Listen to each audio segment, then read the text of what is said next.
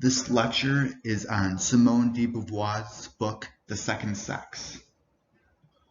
Beauvoir was born in 1908 and was a lifelong companion of philosopher Jean-Paul Sartre. She was born into a Catholic family and was sent to an elite convent school where she had the desire to become a nun. She lost her faith as a teenager and became an atheist. She later dismissed religions as the inventions of men to perpetuate their dominion. In the text, Beauvoir asks, "What is woman?" She says we no longer believe in eternal essences that define woman. Humanity is male, and man is the one who defines woman. She is not considered an autonomous being. The triumph of patriarchy was not the result of violent revolution, says Beauvoir. From the origins of humanity, their biological privilege enabled men to affirm themselves alone as sovereign subjects. Woman is never the one who chooses her lot. A woman's place in society is merely what men assign her. Women's history has been written by men. Man is truly the absolute type and the essential. Woman is the inessential and merely the other. To be a real woman is for a woman to accept her role as other. For a woman to be successful is incompatible with her role as other. She knows that the duality between the absolute and the other can be found throughout history, including in most primitive societies. No group sets itself up as the one without immediately setting up the other opposite itself.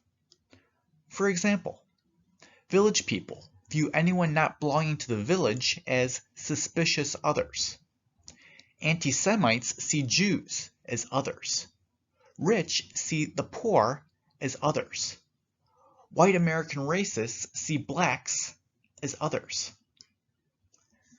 Men have always been dominant, and in no country is woman's legal status identical to men's. Men have better jobs, higher wages, and greater chances to succeed than their female competitors. Men occupy the most important positions, like places in industry and in politics. Beauvoir says women have never created anything grand due to lack of opportunity. Notable women have yielded great power. Queens and female saints have yielded tremendous power. Convent life makes women independent of man, and some abbesses have yielded great power. She lists St. Joan of Arc, St. Catherine of Siena, and St. Teresa of Avila. Their actions and writings rise to the heights that few men ever attained. Beauvoir says the success of some few privileged women neither compensate for nor excuse the systematic degrading of women on the collective level. The very fact that these successes are so rare and limited is proof of their unfavorable circumstances that they aren't being given opportunity. Beauvoir says women's concern has been to please. This desire to please interferes with her success as an artist. She is often already afraid of displeasing for writing to begin with and ceases to innovate. The writer who is original is always disturbing, antagonizing, and scandalous. Women are still astonished and flattered to be accepted into the world of thinking and art. Thus, she relies on proven values that conform and do not seek to explore. She will thus excel at producing bestsellers, but will not blaze new trails. Women do not challenge the human condition because they barely have begun to be able to assume it entirely. Some misogynists believe because women are neurotic, they will never create anything of value. Beauvoir responds that psychological imbalance does not mean powerlessness or mediocrity. Beauvoir investigates why men oppress women. She says one of the benefits that oppression secures for the oppressor is that the humblest among them feels superior. In the US, a poor white from the South can console himself for not being a black person. Likewise, the most mediocre of males believes himself a demigod next to a woman. For those with an inferiority complex, no one is more arrogant, aggressive, or disdainful towards women than someone with worries about their own strength. Those who are not threatened by their fellow men are more likely to recognize women as a counterpart. However, even for them, the perspective of woman as the other remains valuable for all the benefits they receive from it. Many men take delight in feminine misery and are repulsed by the idea of reducing it. Beauvoir investigates why women don't rise up against their oppressors. It is often strength in numbers that confer the privilege of the absolute dominating over the other. The majority imposes its law or persecutes the minority. But women are not a minority like American blacks or Jews. There are as many women as there are men on the earth. Often some historical events subordinated the weaker to the stronger, like with Jews or blacks. The oppressed then share a past, tradition, sometimes a religion, or culture. But with women, there is no one historical event to which women's oppression could be linked to, but has always occurred throughout history. Women lack the concrete means to organize themselves into a unit that could place themselves in opposition to men. They have no history of their own, religion of their own, no common land of their own. They live dispersed among men, tied to their oppressors and family life more closely than to other women. White women are in greater solidarity with white men, not with black women. Rich women are in closer solidarity with rich men than with poor women. The rich woman clings to her chains because she clings to her class privileges. She believes that women's liberation would deprive her of her wealth. Liberated from the male, she would be condemned to work. While she may dislike having her rights to private property being controlled by her husband, she would deplore even more having this property abolished. Unlike any other oppressed group, women wouldn't dare try to exterminate their oppressors.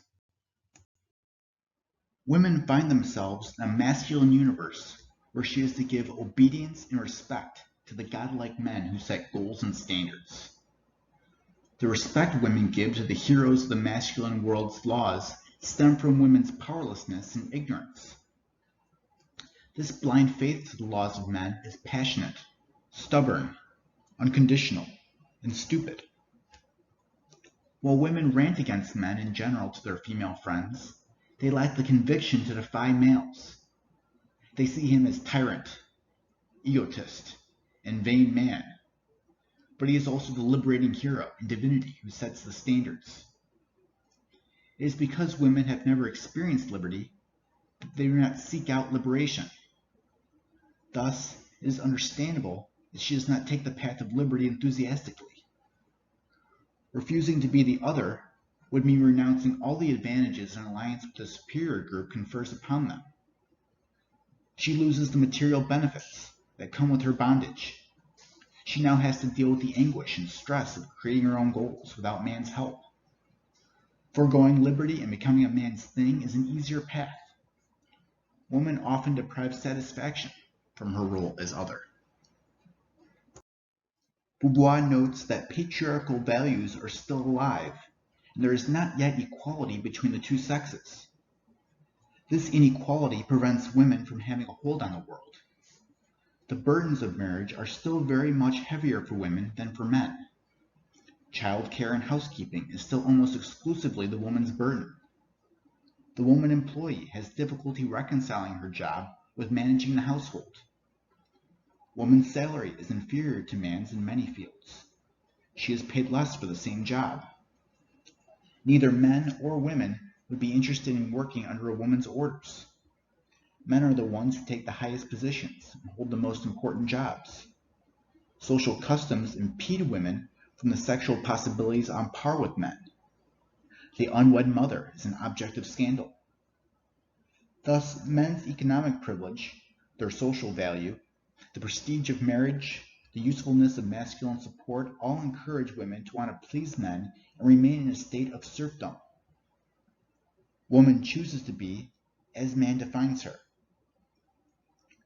While factories, offices, and universities are open to women, marriage is still considered a more honorable career. Everything still encourages the girl to expect fortune and happiness from Prince Charming, instead of attempting the difficult and uncertain conquest alone. Parents still raise their daughters for marriage rather than promoting their personal development. Thus, she is less solidly trained than her brothers and less committed to her profession. Beauvoir says man has been the transcendent, while woman the immanent. Men have been privileged with expressing transcendence through projects. Women have been forced into a repetitive and uncreative life of immanence. Women passively submit to her biological destiny, where there is no motive to claim a higher meaning for her existence. She gives birth and breastfeeds. These are not activities, but natural functions. They do not involve a project. Motherhood leaves woman riveted to the body's natural functions, like an animal. She is condemned to domestic labor. This is where she is locked into repetition and immanence. Day after day, she repeats the same thing, producing nothing new. Man acts in a way that transcends his animal condition.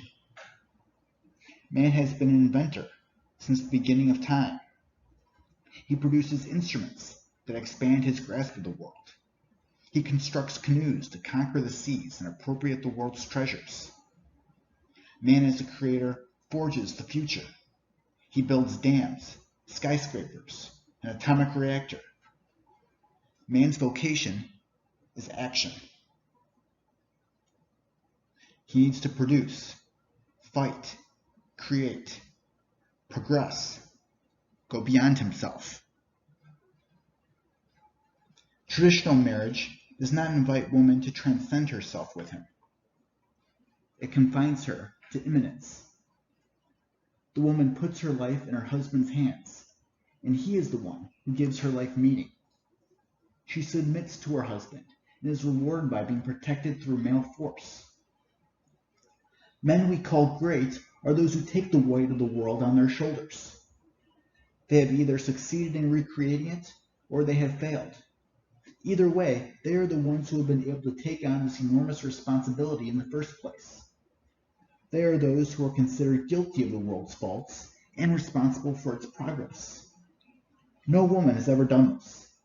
This is the reason for her mediocrity. Beauvoir says customs and fashions cut woman from transcendence. Customs and fashions have been applied to cut the feminine body from its freedom. The Hollywood star's painted nails deprive her of her hands.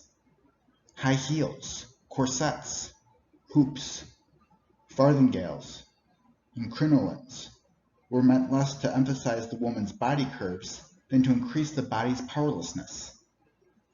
A skirt is less convenient than trousers. High-heeled shoes impede walking. The dresses and high heels that are least practical and the most fragile hats are considered the most elegant for women. Paralyzed by uncomfortable clothes, the body appears to man as his thing, prey to male desires. Society has required woman to make herself an erotic object. On the contrary, men's clothes convey his transcendence and do not attract attention. They are comfortable and simple and made to favor action rather than impede it. Lesbians often dress in a masculine way, perhaps by defense mechanism. This is a way of refusing to make themselves merchandise on display. From a young age, almost all girls complain of being bothered by their clothes, of not being free in their movements, of having to watch their skirts or light-colored outfits that get dirty so easily.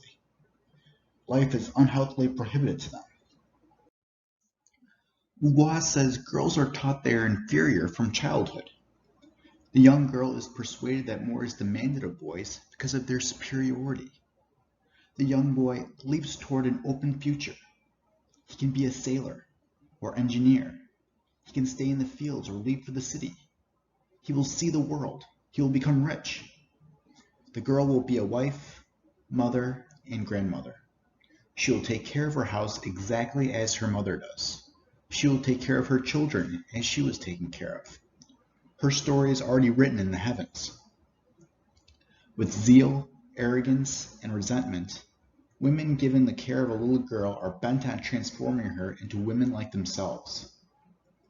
Even a generous mother who wants the best for her child will think it wiser to make a true woman out of her so she could best be accepted by society. She is given other little girls as friends. She is entrusted to female teachers. She is taught child care, falls to the mother. She is encouraged to feel delight for child care. She is given dolls so she will already feel the tangible aspects of these riches.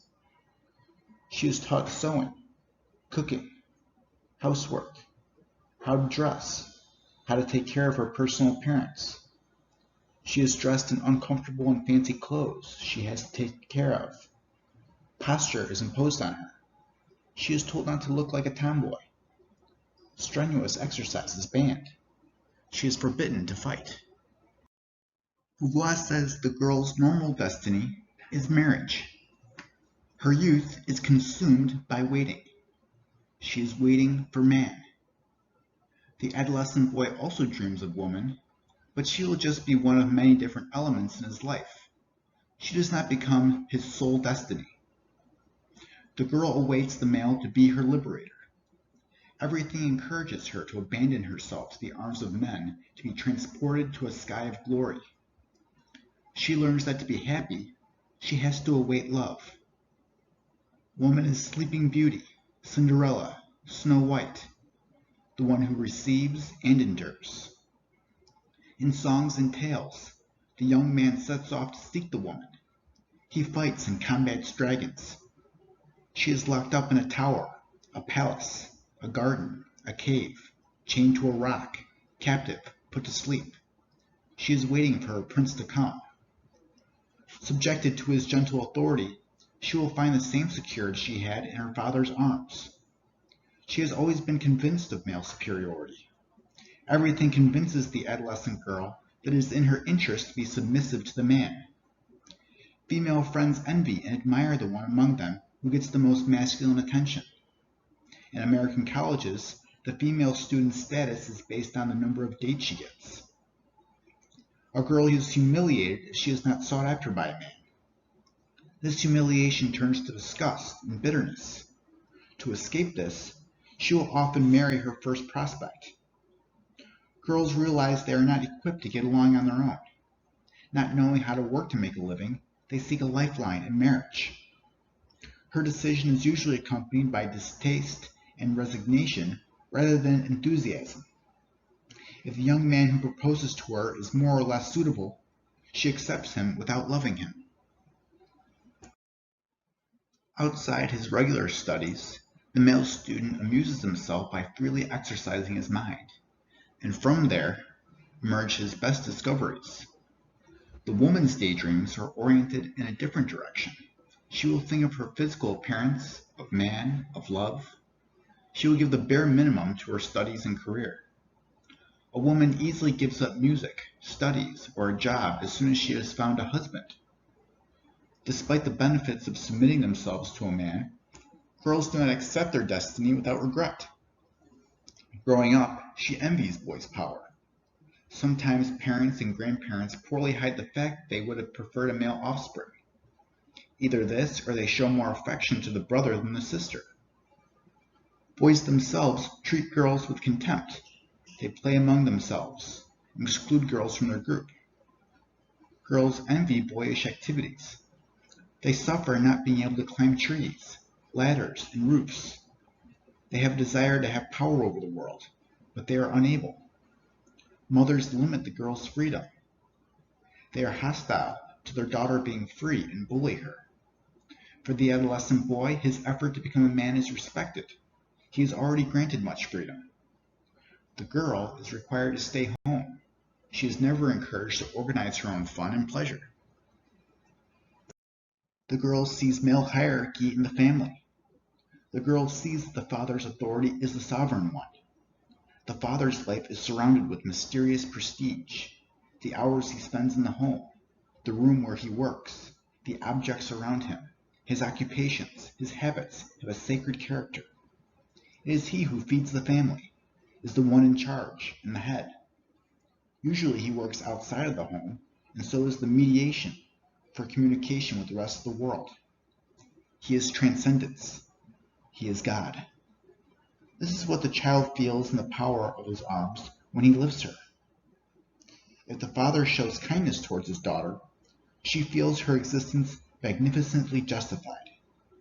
She is deified. The girl learns male superiority through her studies. The more the child matures, the more masculine superiority asserts itself. The girl realizes that it is not women, but men who are masters of the world. It is this revelation that significantly alters the way she perceives herself. Everything helps to confirm this hierarchy in the little girl's eyes. Her history and literary works she is raised on are an exaltation of man. Men made Greece, the Roman Empire, France, and all countries. They discovered the earth, invented the tools to develop it, and governed it. Children's literature, mythology, tales, and stories reflect the myths created by men's pride and desires. The little girl discovers the world and reads her destiny through the eyes of men. All important events happen because of men. If the little girl reads the newspapers, she notices that today, as in the past, men lead the world. The heads of state, generals, explorers, musicians, and painters she admires are men. It is men who make her heart beat with enthusiasm. Her femininity leads her to doubt her professional opportunities. The girl is convinced that she has limited capacities. Because parents and teachers accept that the girl's intelligence is lower than the boys', students readily accept it too. Girls' intellectual growth in secondary school is given less importance. As a young girl, she is limited and dominated by a male universe. Wherever she goes, there will be a ceiling over her head and walls that block her path. It is a painful condition to know one is passive and dependent at the age of hope and ambition. Beauvoir talks about how the girl is frightened by puberty. The thought of childbirth is scary to her. Often it seems not extraordinary at all, but rather horrible that a parasitic body should proliferate inside her body. The idea of the monstrous swelling frightens her. How will the baby get out? She dreads the tortures that she cannot even imagine. Images of tearing and hemorrhaging will haunt her. No girl can think of these images without shuddering. If she has ever experienced a violent physical shock, tonsils removed, tooth pulled, she will project the remembered anxiety onto childbirth. The girl is seen as a thing during puberty. On the street, eyes follow her. Her body is subject to comments. She would like to become invisible. She cannot have pride in her body until it has received male approval. What frightens her is the male masculine's verdict of her body. The girl's bodily changes are embarrassing. Menstrual periods inspire horror in adolescent girls because they thrust them into an inferior and damaged category. The feelings of degradation will weigh heavily on the girl. Her bleeding body leads her to lose self-respect as a human being. Young girls are often irregular in their periods. They might be surprised during a walk, in the street, or at a friend's. They risk dirtying the seat or their clothes. Such possibility makes her live in constant anxiety.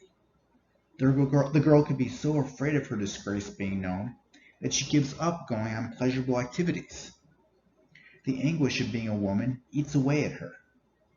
The young man, however, is proud of his sexual inclinations. Sexual desire is aggressive for him. There is an affirmation of his personhood and transcendence in it. He boasts of it to his friends. The sex drive that sends him towards the female is just like the aggressive drive that throws him in to dominate the world, so he recognizes himself in it. The girl can accept her sexual desires, but most often they have a shameful nature. Her whole body is experienced as an embarrassment. The girl goes from one male master to another through marriage. When patriarchy is powerful, men strip a woman of her rights to hold and transmit property. In primitive times, the clan treated her almost like a thing. She is part of payments to which two groups mutually consent. When marriage evolved into a contractual form, for a long period, the contracts were signed between the father-in-law and son-in-law, not between husband and wife. A young girl's free choice was always highly restricted. A woman not marrying made her a parasite and an outcast. Marriage was her only means of survival and the only justification of her existence.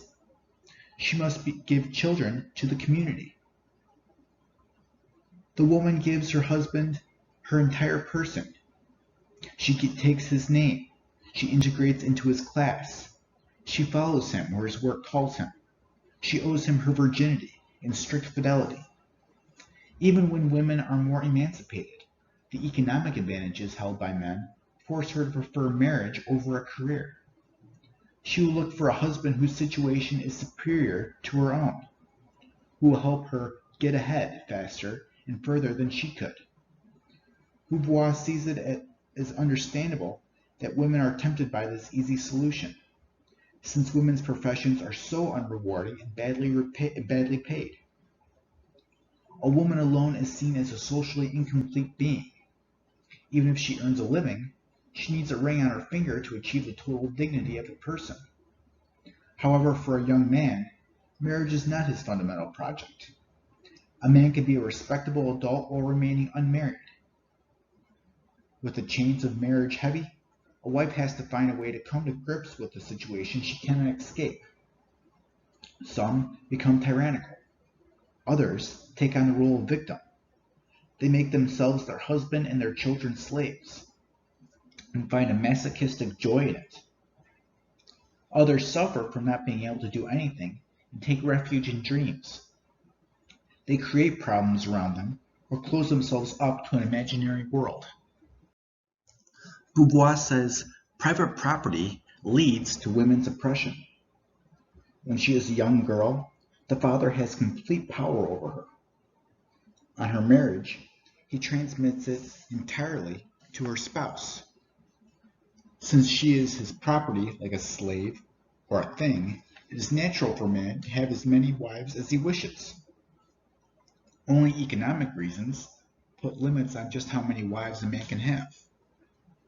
The husband can disown his wife at whim. In return, woman is subject to rigorous chastity. When a woman becomes a man's property, he wants a virgin. It would be the worst of crimes to risk giving his heritage rights to a foreign offspring. As long as private property lasts, marital infidelity on the part of the woman is considered a crime of high treason. If society denies private property, women's condition improves considerably. Sparta, where community property prevailed, had women treated almost as equal as men. Beauvoir talks about how man dazzles yet frightens the young girl. To reconcile these contradictory feelings, she will idolize distant male movie actors who she will post pictures of over her bed, male heroes who are inaccessible. These make-believe loves confuse her fantasies with reality. Many girls long persist in stubbornly following their dream throughout the real world. They seek a male who seems superior to all others in every way. This exalted chosen male will appear as the absolute and elite being who she wants to give herself to. In the name of these high standards, the girl disdains two ordinary suitors. While idolizing distant men who dazzle her, the young girl fears being the sexual prey of a man. The girl both wishes for and fears the shameful passivity of being consenting prey. She is overwhelmed with confusion at the idea of bearing herself before a man. She is divided between wanting a strong embrace that will turn her into a trembling thing, and not wanting to be wounded by brutality and force. The most obvious and detestable symbol of physical possession is penetration by the male sex organ. The girl hates the idea that this body she identifies with may be perforated as one perforates leather. Woman does not usually have access to the universe of violence, so these wrestling-like embraces terrorize her. Man does not merely seek in the sexual act subjective pleasure. He wants to conquer, take, and possess the woman. He makes her his as he makes the earth his when he is plowing, planting, and sowing. The young girl possesses little of her own except her own body. It is her most precious treasure. The man who enters her takes it from her. She is dominated, subjugated, conquered. The woman is penetrated and impregnated through the vagina. This always constitutes a kind of rape. The painful surprise of the swooning virgin, who thinks she has finally reached the accomplishment of her dreams, feels an unexpected pain. The dream fades away, the excitement disappears, and love takes on the appearance of a surgical operation. If the woman proposes romance too boldly, the man flees because he insists on conquering. The very use man makes of her destroys her most precious qualities. Weighted down by childbirth, she loses her sexual attraction. Man's fantasies are of conquering and freely being loved by a woman. Clearly, man wants woman's enslavement when fantasizing himself as a benefactor, liberator, or redeemer. If Sleeping Beauty is to be awakened, she must be sleeping. To save the princess, she must be captive. The average Western male's ideal is a woman who freely submits to his dominion, who does not accept his ideas without some discussion, but who yields to his reasoning in the end. The true victory for man as liberator or conqueror is that woman freely recognizes him as her destiny. Man has succeeded in enslaving woman, but in doing so, he robs her of what made possessing her desirable. Reduced to a servant's condition, her magic fades, and is no longer the desirable wild prey sex object she once was. Thus, marriage becomes servitude for man as well. After having desired and attained a lovely young girl, the male must now spend his whole life feeding an overweight and dried-out old woman. The delicate jewel intended to embellish his existence has become an extremely unpleasant burden. Beauvoir discusses the inequality in the sex relationship. Patriarchal civilization condemns women to chastity, whereas the right for men to relieve their sexual desires, whether in or outside of marriage, is openly recognized. If a woman is unchaste, she arouses disdain, whereas her male sexual partner, who is unchaste, receives admiration. Nothing forbids the male to be sexual with a woman of a lower class, but the rich woman who gives herself to a man of lower class is socially degraded. Beauvoir points out that to be feminine is to be weak. Any self-assertion will take away from her femininity and her seductiveness. She will gain value in the eyes of males by modeling herself on their dreams. Girls all learn that to please men, they must give in to them. Their mothers urge them not to make advances to them, to assume a passive role. If they want to flirt or initiate a friendship, they should carefully avoid giving the impression that they are taking the initiative. Men don't like tomboys or thinking women. Too much audacity, culture, intelligence, or character frightens them. For men, it is in accomplishing himself as independent that he acquires his social value and manly prestige. To be an autonomous human is to be a man. For the girl, being a free human and a feminine vocation are incompatible. This is why adolescence is such a difficult period for women. She is torn between her desire for freedom and social pressure to be a passive object. Beauvoir talks about homosexual inclinations of adolescent girls. She says the feminine body does not frighten the girl. The excitement one girl arouses in the other is generally without violence. Homosexual embraces do not involve penetration. The girl could be a passive object without feeling deeply alienated. It is in part out of fear of violence and of rape that the adolescent girl often gives her first love to an older girl rather than to a man. All relationships entail conflict, but many of the difficulties that arise between the virgin and her first male love do not exist in the homosexual first love. While women move in a hard and harsh male universe, her hands still long for the embrace of smooth skin and soft flesh. This explains why there subsists in many women, in a more or less hidden form, a tendency towards homosexuality. It can be said that every woman is naturally homosexual. Every adolescent female fears penetration and masculine domination. She feels a certain repulsion for the man's body. On the contrary, the feminine body is for her an object of desire. If the possessive tendency exists in women more strongly, her orientation will plausibly be toward homosexuality. Rebelling against becoming passive flesh or prey, many lesbians engage in masculine protest through disgust for her submissive female peers, disguising her clothes, looks, and language where she forms a couple with a female friend where she assumes the male role. Many women athletes are homosexual. They do not perceive this body that is muscle, movement, extension, and momentum as passive flesh. Most lesbians partially reject men. There is disgust or resentment. There is a masculine inferiority complex. Men are better armed to seduce, possess, and keep their prey. Lesbians detest men's power over women. Lesbians also take exception to men holding social privileges. Lesbians take exception to men being stronger than them. It is a crushing humiliation not to be able to fight with men, knowing that they can knock you out with one blow. Lesbians group together to show that they do not need men either socially or sexually. Beauvoir discusses prostitution. She says the prostitute is a scapegoat. Man unloads his wickedness onto her. She is an outcast. From an economic point of view, her situation is the same as the married woman's. Between those who sell themselves through prostitution and those who sell themselves through marriage, the only difference is the length of the contract. The main difference between marriage and prostitution is that the married woman is respected by society and puts a limit on oppression.